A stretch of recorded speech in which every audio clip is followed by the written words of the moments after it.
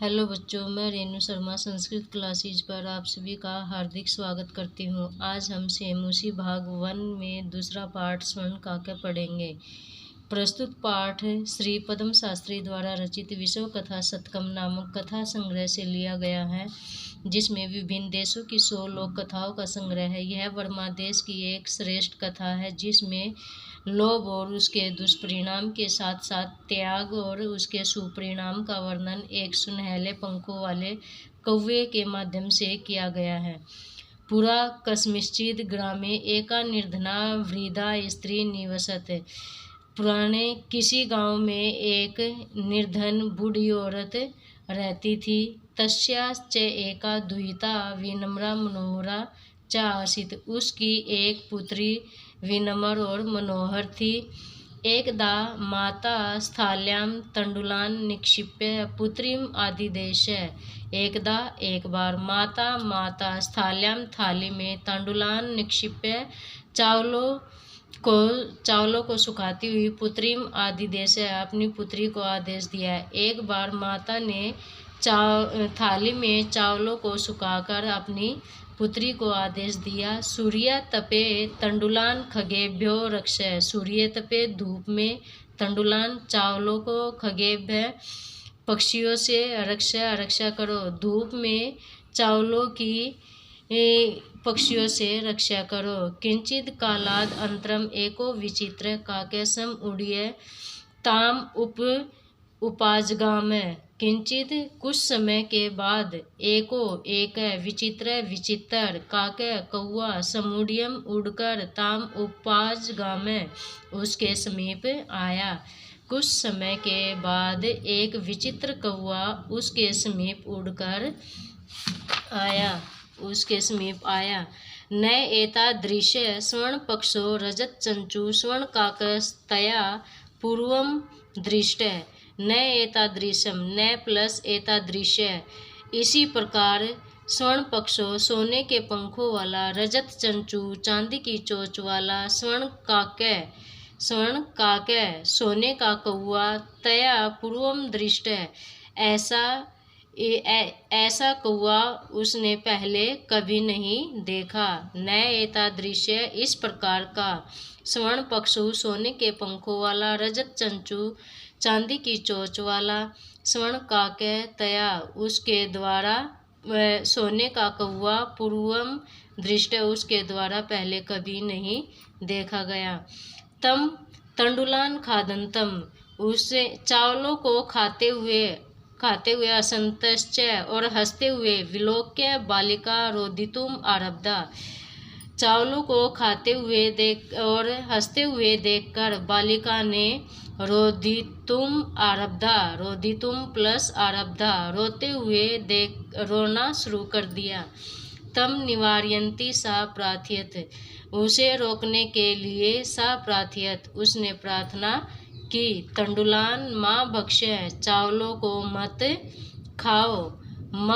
मदिया माता अति निर्धना वर्तते। मेरी माता बहुत निर्धन है। मदिया मेरी माता अतीव बहुत निर्धन वर्तते है। मेरी माता बहुत निर्धन है। स्वर्ण पक्ष काका प्रोवाच सोने के पंखों वाला कौआ प्रोवाच बोला। सोने के पंखों वाला कौआ बोला, माँ सुचे दुखी मत हो। सूर्योदयात प्रयाग ग्रामाद भई। सूर्य उदय होने से पहले ग्रामाद भई गांव के बाहर पीपल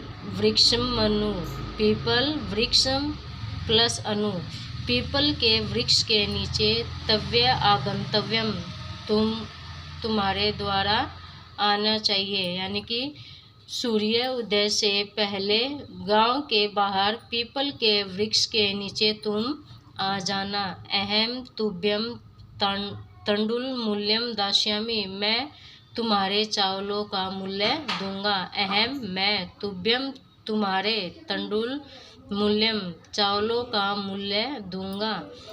पर हर्षिता बालिका निद्राम अपि प्रसन्न हुई बालिका परहर्षिता प्रसन्न बालिका बालिका निद्राम अपि सोई भी नहीं प्रसन्न बालिका ने नींद भी नहीं ली। सूर्योदयात् पूर्वमेव सूर्योदय से पहले एव ही सा तत्र उपस्थिता वह बालिका वहाँ उपस्थित हो गई।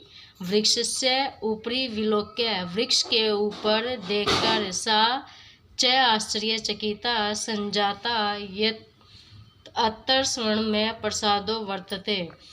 वृक्ष के ऊपर देखकर उसने वृक्ष के ऊपर यत अस्तर सोने के महल को देखकर आश्चर्यचकित हो गई।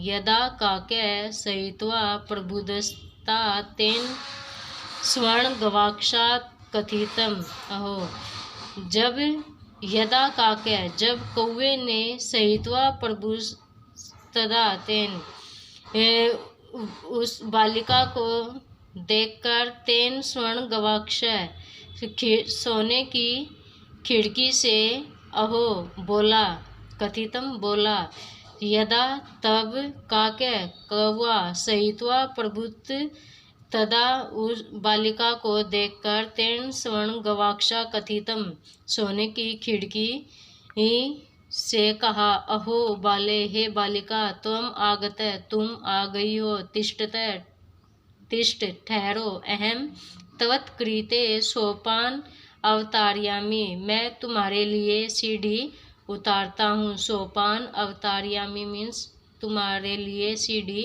उतारता हूँ। तवत्कृते तुम्हारे लिए।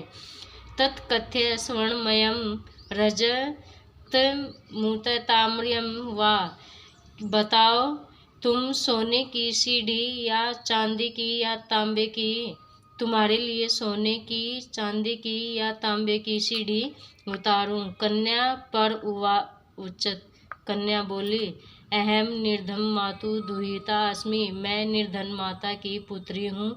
ताम्र सोपाने एव आगमिष्यामि मैं तांबे की सीढ़ी से आ जाऊंगी। परम स्वर्ण सोपानेन सा स्वर्ण भवन प्रसाद परंतु उस कौवे ने उसके लिए सोने की सीढ़ी भवन से नीचे उतार दी।